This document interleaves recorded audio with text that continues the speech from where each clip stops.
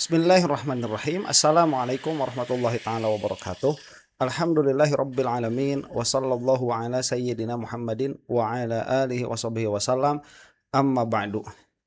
Keadaan memang benar-benar terbalik ya. Dunia itu ya begitu adanya. Kadang di atas, kadang di bawah. Dulu yang para termul itu selalu mempermasalahkan Roy Suryo safari ke sana ke sini ya, mendatangi DPR, kemudian mendatangi Komnas HAM, itu kan selalu menjadi bahan ejekan tuh untuk para termul. Mereka mengatakan kalau mau Prapid saja. Sekarang ternyata yang keliling-keliling mulai siapa? Para termul. Dikabarkan katanya sih mereka mau menyurati Mahkamah Agung. Nah, itu sebagaimana sudah kita bahas ya video sebelumnya, cuman kalau kemarin itu baru sekedar desas-desus. Sekarang mungkin jadi lebih serius ya. Jadi mereka akhirnya yang mengemis ke sana kemari. Padahal yang ada masalah di sini adalah Jokowi dengan Roy Suryo. Lah para termul ini kok ikut-ikutan. Dan setelah keputusan pra peradilan yang fenomenal ya kemarin, sefenomenal wasit Argentina. Lagi ramai ya. Ya Argentina kenapa sih? Aduh, udah termul ya. Wasit Argentina itu udah termul juga tuh. Kasihan Mesir. Bagus mainnya kemarin itu. Ya, tapi sudahlah ya. Itu ya sudahlah ya, begitulah dunia ya. Itu kemarin saat saya setelah melihat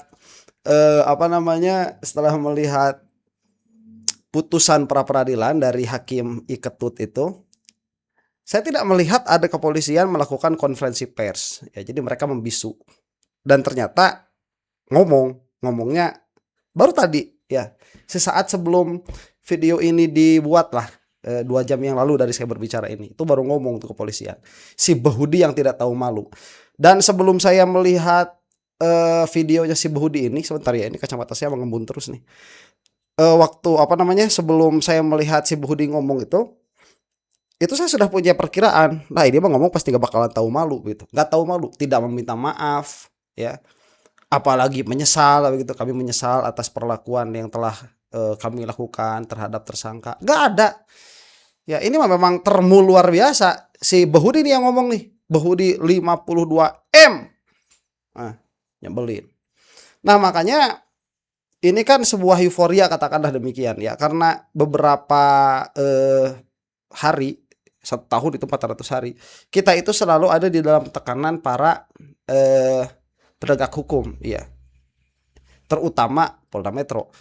Kalau sekarang pada akhirnya terbukti di dalam persidangan bahwa Polda Metro itu bersalah secara hukum, maka itu menjadi kesenangan yang luar biasa. Ini menunjukkan bahwa kita peduli terhadap institusi kepolisian. Kita tidak peduli sama si Behudi itu ya. Ya kayak gini mau pecat aja. Si Behudi, si Iman ya si Udin itu, terus si siapa Listio Sigit, pecat aja udah kayak gitu mah. Kita gak peduli, wong yang lebih baik daripada mereka banyak sekali. Sampai ada kepolisian itu, para polisi itu sampai ada yang berani untuk mengorbankan nyawa. Orang-orang yang kayak si Behudi ini yang akan kita saksikan, jangankan mengorbankan nyawa, mengorbankan maaf saja, mengorbankan harga diri saja untuk ketinggian nama kepolisian nggak mau tuh si Behudi itu. Nah baik, jadi akan kita saksikan beberapa video di sini. Kalau sampai ya, kita akan saksikan si Behudi dulu. Kemudian setelah itu kita akan saksikan Pak Hers Boyenu Point yang memang menyatakan kubu Jokowi sudah semakin terpepet. Kemudian kita akan menyaksikan si termul lagi yang mengatakan katanya bakal lapor ke MA. Baik, kita mulai saja ya. Ini si Behudi. Cuman sebelum melihat, saya mau tempelin dulu sesuatu nih ke jidatnya. Nah, ya mudah-mudahan saya nggak lupa ngedit itu. Itu di jidatnya ada apa? Kita saksikan ya. Akan melakukan penelaaan kajian terkait tentang amar putusan tersebut. Kita sama-sama menghormati dan kami sampaikan bahwa Hakim Tunggal menyampaikan memenuhi sebagian Itu terkait tentang aspek prosedural Termul. upaya paksa, itu penangkapan, penahanan, dan penggeledahan.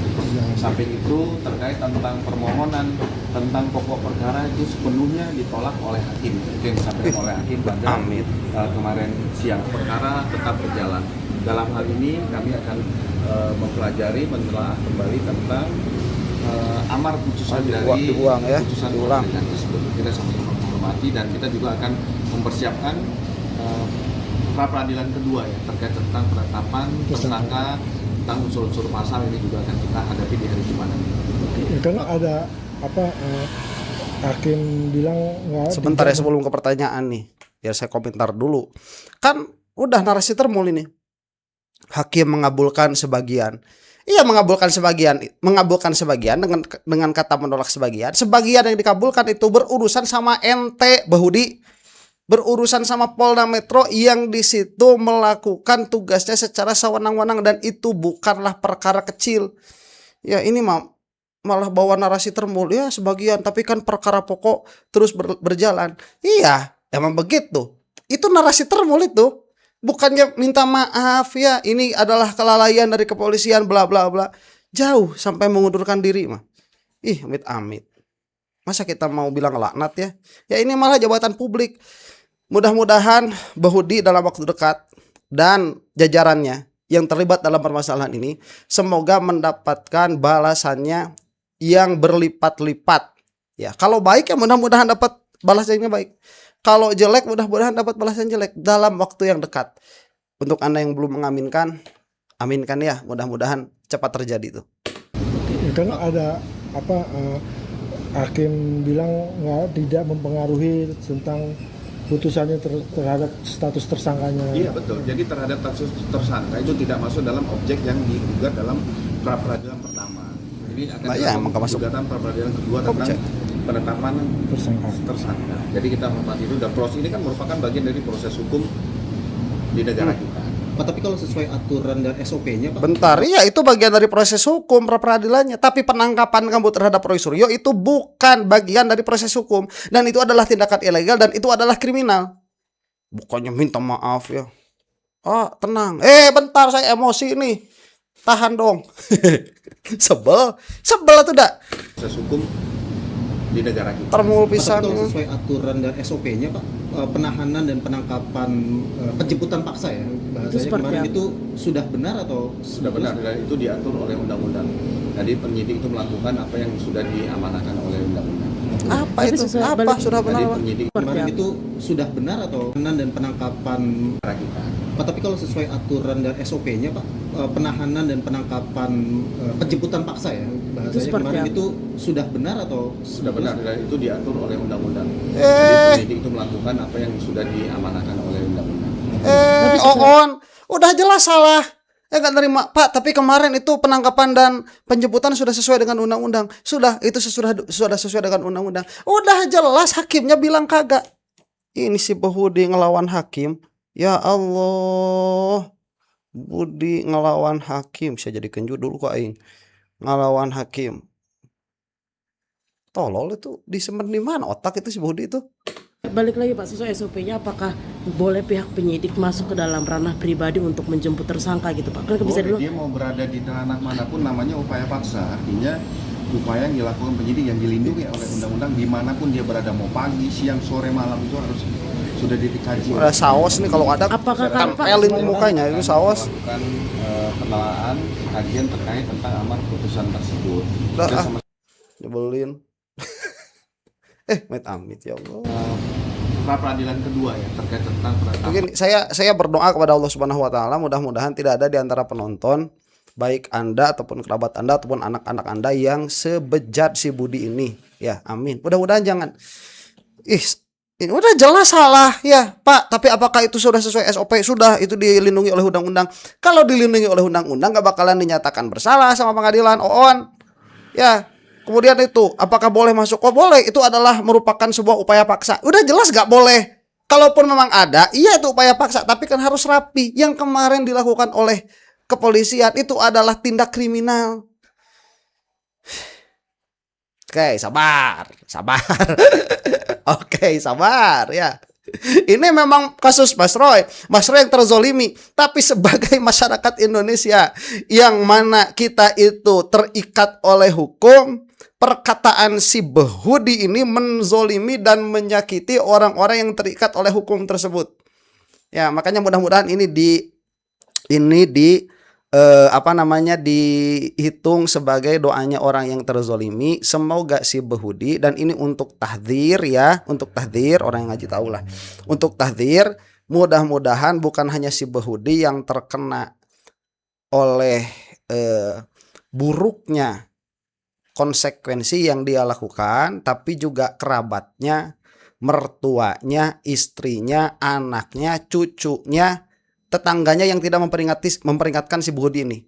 Juga jajaran-jajarannya, termasuk si Iman, Kapolda si Asep, si Listio Sigit, sama semuanya. Kena semua mudah-mudahan dalam waktu dekat. Amin. Mudah-mudahan. Amin, amin. Sebagiannya sudah kita rasakan. Apa? Hilangnya muka mereka di publik. Tuh, ya. Sebagiannya lagi kita tunggu. Mudah-mudahan semoga besok lusa, mudah-mudahan. Baik ya, ini sekarang kita akan saksikan Mas Hersu dulu. Ini ada video dengan judul Menang Pra Peradilan, Roy Suryo tambah gacor, Jokowi makin tertekan.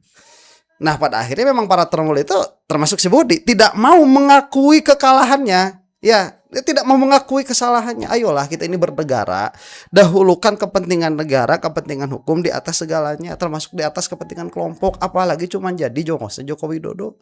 Ayolah ini kita kedepankan ya. Makanya Mas Roy ini semangat ya, mudah-mudahan lancar semua. Kita saksikan dulu Mas Hersu sebelum kita melihat termul yang mengatakan mau menyurati MA ya. Mari kita lihat. Kalau Anda mengamati pertarungan hukum antara Roy Suryo dengan mantan Presiden Joko Widodo, ini sekarang posisi Joko Widodo, ini kalau kita meminjam permainan sepak bola, sekarang ramenya Piala Dunia, ini dalam posisi yang sedang tertekan. Sementara Roy Suryo itu sedang gacor-gacornya atau makin gacor gitu kalau anak muda sekarang menyatakan seperti itu ya. Oke, sebentar, mudah-mudahan gak dicurangin kayak Mesir semalam ya.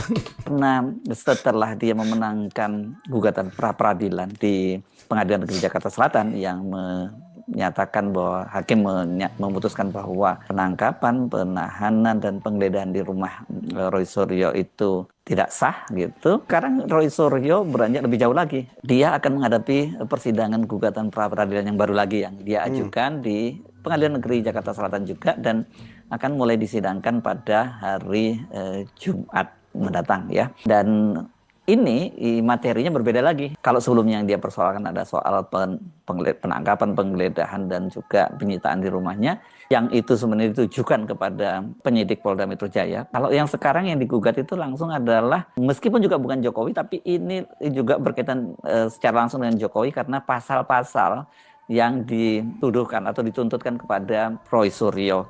Kalau dalam dakwaan jaksa itu kan seperti yang kita lihat juga pada kasusnya Dr. Tifa, mereka berdua ini didakwa dengan pasal-pasal pencemaran nama baik, penyebaran kabar bohong, dan juga undang-undang ITE.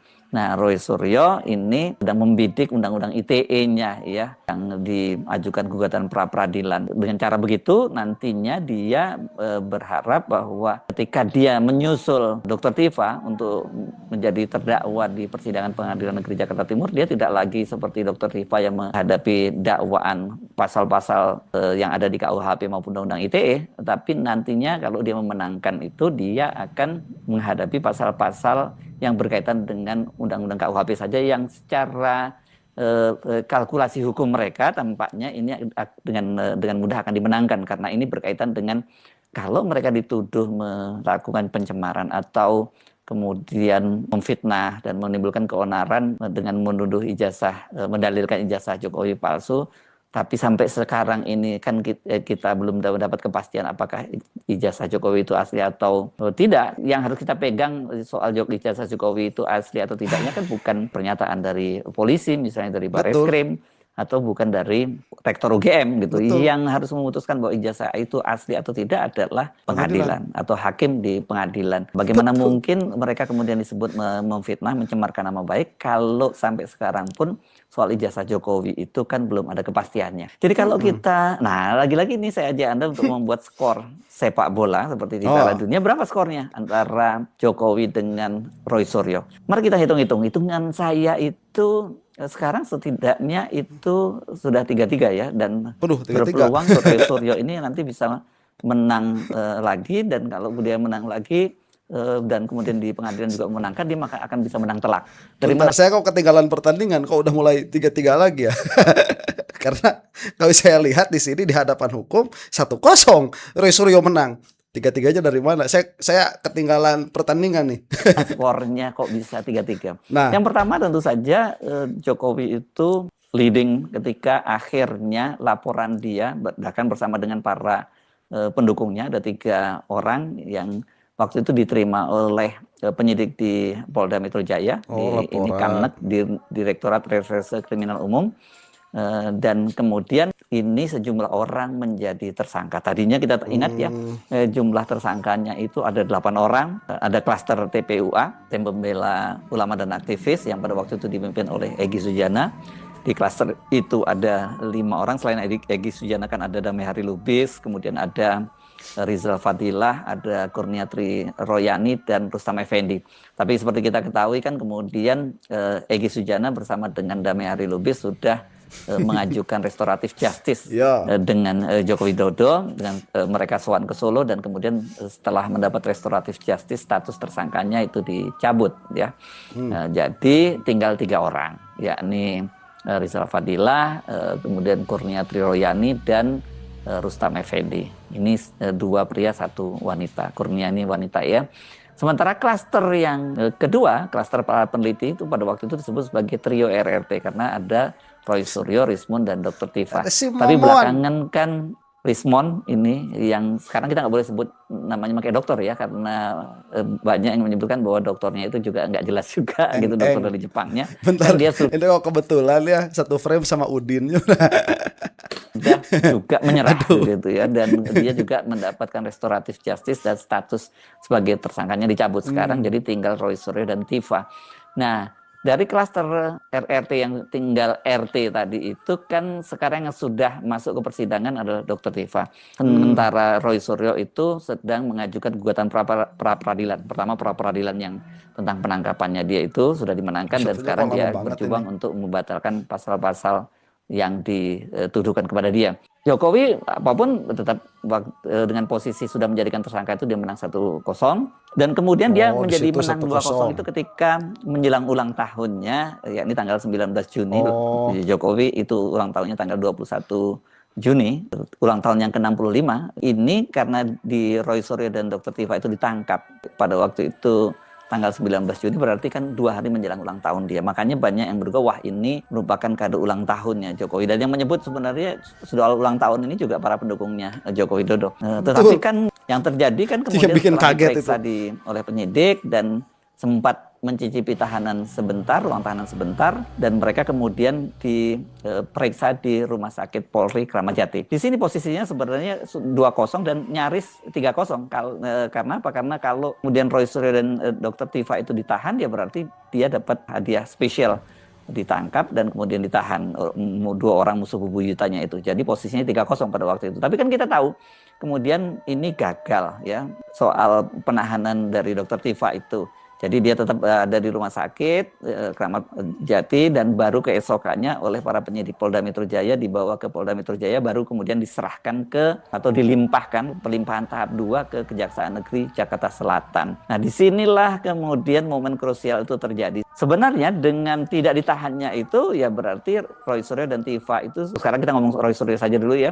Roy Suryo itu sudah mendapatkan poin 1, jadi posisinya 2-1. Kan saya juga beberapa kali menyebut bahwa ketika dia akhirnya dirawat di rumah sakit itu berarti ini terjadi tarik-menarik, dan tarik-menarik kekuatan politik di balik layar itu makin terbukti ketika akhirnya Kejaksaan Negeri Jakarta Selatan memutuskan Roy Suryo dan Dr. Tifa tidak ditahan. Ya gitu. Jadi posisinya dengan posisi seperti itu sudah dua sama ya. Saya ulangi lagi, Joko Widodo menang pertama menjadi mentersangkakan mereka, menang kedua dia berhasil dengan pengaruhnya kemudian membuat Polda Metro Jaya itu menangkap Dr. Tifa dan Roy Suryo. Tetapi kan kemudian penangkapan ini dibatalkan, gitu ya. Jadi posisinya berarti sudah dua sama karena Roy Suryo dan Dr. Tifa menang dua nih. Dia tidak baik ya. Ini yang mau menyaksikan pertandingannya ala Mas Hersu silahkan lihat. Untuk saya poin-poin tadi bukan poin, itu pelanggaran. Ya kalau saya mau melihat di hadapan hukum sekarang menang Mas Roy 1-0 begitu. Ya nggak apa-apa lah, mungkin different game ya yang kita saksikan. Kalau saya menyaksikan di hadapan hukum saja. Ini Mas Roy menang 1-0 ya.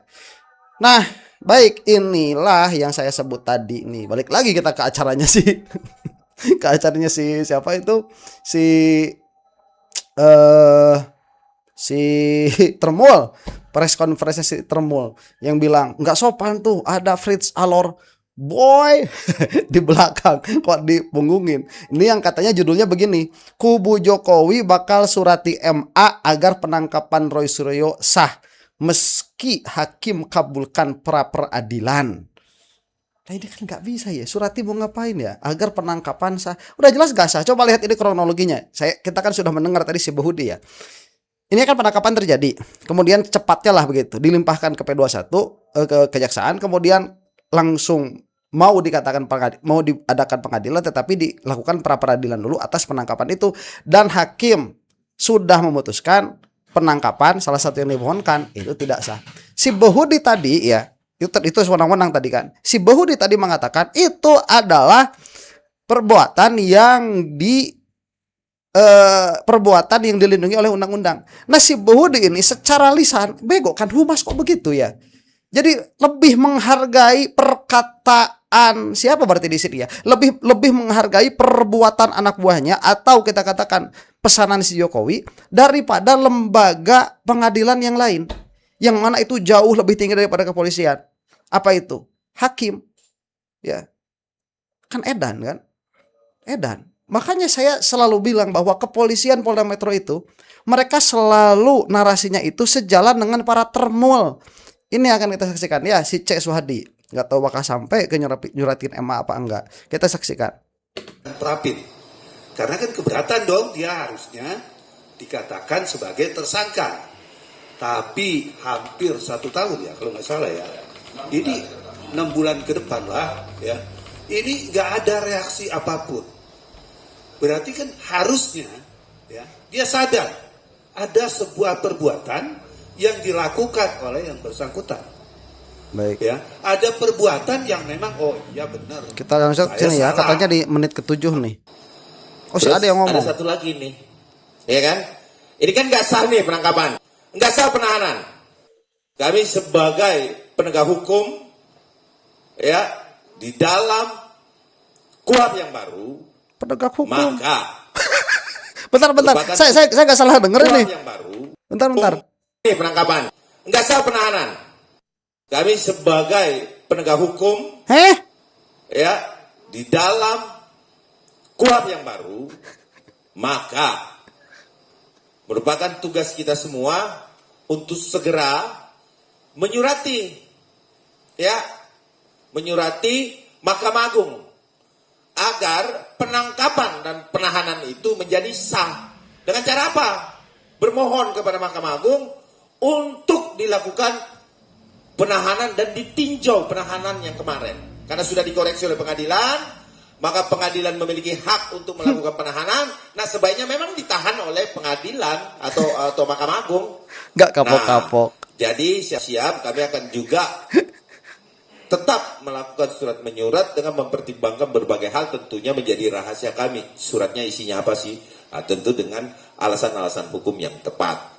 Nah, itu juga akan kita layangkan segera, mengingat ada prapit kedua juga. Nah, itu juga akan kita rangkaikan berkaitan dengan prapit yang akan dilakukan yang saya anggap bahwa sudah tidak relevan. Ya, sudah tidak relevan. Prapit juga relevan kan? Bentar, ini mana sih? Sangkanya saja itu sudah dilakukan rapid. Oke sebentar ya, coba. Iya kan, terbukti kan. Si Bahudi polisi Polda Metro udah dinyatakan bersalah sama pengadilan. Narasinya masih tetap mengatakan bahwa penangkapan itu sah. Dikuatkan sama si Termul ini. Terbukti perkataan saya. Apa? Bahwa narasi Polda Metro itu selalu sejalan dengan narasinya Termul. Therefore kita katakan polisi Polda Metro Termul tulen 100% sudah. Ya, saya katakan demikian. Ya, ada yang lucu si Ade. Kami ya untuk menanggapi hasil pra peradilan, kami sebagai penegak hukum. Apa? Adek, gara-gara kamu jadi pengacara, kamu mengatakan kamu itu penegak hukum. Lawyer itu dia penegak hukum saat berada di hadapan persidangan dengan hakim di situ, kejaksaan di situ, kemudian pengacara di situ. Lawyer dalam keadaannya sebagai lawyer dalam pihak-pihak yang berperkara. Lah kamu itu siapa di sini? Itu juga bukan penegak hukum istilahnya, itu bukan. Itu penyeimbang. Siapa pengacara itu? Tapi itu pertimbangan silakan monggo untuk daripada Pengadilan Negeri Jakarta Mau menyurati Selatan. MA. Tapi apapun itu, maka kami akan membuat sah satu penahanan nanti ya. Sabar aja Mas Roy, sabar ya. Kita tetap mengikuti Mas Roy kemanapun Mas Roy pergi. Karena Anda mengikuti Bapak Insinyur Joko Widodo yang merupakan anak bangsa, maka kami juga tidak akan memberi kesempatan. Baik. Saya ucapkan selamat buat Roy Suryo secara administrasi. Tapi selamat juga. Kira dia ngomong nanti secara gelar perkara kita tunggu di pengadilan. Tidak selesai. Saya mau bilang begini. Buat ternak Roy Suryo. Apa? Jangan pernah mengatakan bahwa Pak Jokowi intervensi hakim. Ketika hakim memutuskan pra peradilan sebahagian punya Roy, itu bukti bahwa Pak Jokowi tidak pernah intervensi hakim dan hakim bukan Termul. Selama ini mereka mengatakan bahwa hakim Termul, Polri Termul, Kejaksaan Termul, semuanya Termul. Jelas kok. Mereka juga ternak Roy Suryo, ternak Tifa. Jadi ini bukti bahwa hakim objektif Pak Jokowi tidak pernah intervensi hakim. Terima kasih. Oke, terima kasih Bung Fritz. Benar, iya betul. Hakim objektif yang mana? Yang ini. Makanya betul. Coba lihat ya, Fritz Alor Boy agak naikin sedikit ya, otaknya dari dengkul naikin sedikit, minimal ke perut lah, biar dapat nutrisi itu. Kemarin hakim itu mengatakan bahwa demi meningkatkan kepercayaan publik terhadap hukum dan institusi hukum, kurang lebih demikian. Itu tidak verbatim demikian. Itu siapa hakim sudah merasakan adanya ketidakpercayaan dari masyarakat terhadap penegak hukum dan hukum itu sendiri. Therefore, di dalam diri hakim atas kalimat saya ini mah ya, kepolisian Termul, kata hakim. Kejaksaan Termul, kata hakim.